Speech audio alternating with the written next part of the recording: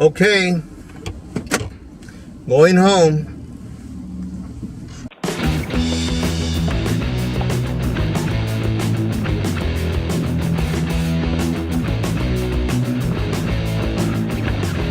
I was recently making an observation to a friend that very often we see people in public places, people who we see very frequently, but then we really don't know very much about them, whether it's at church or social clubs or at school.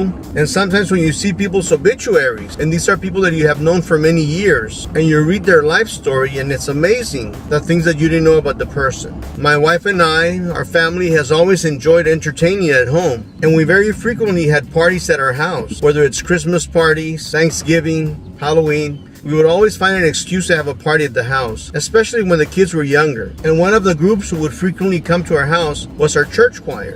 And there was a mother of a couple of our church choir members who would always come to the parties. And she also happened to be a classmate of my wife when she was in high school.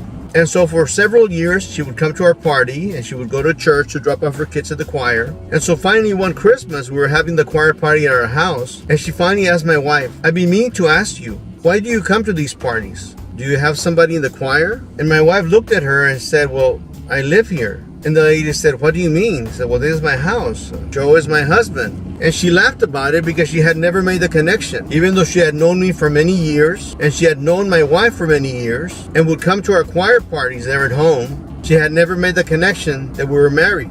So as silly as it might sound, very frequently, a lot of us make the same mistake because we don't know very much about the people who surround us. So I think the lesson for me and for many of us in this story is that we should try to get to know the people who surround us, whether it's at church, social events, the grocery store. I mean, people who we see all the time and who we know nothing about. Maybe a short introduction and get to know them a little bit better might be beneficial for us and maybe even for them because they might have the same questions about us that we have about them. Just saying.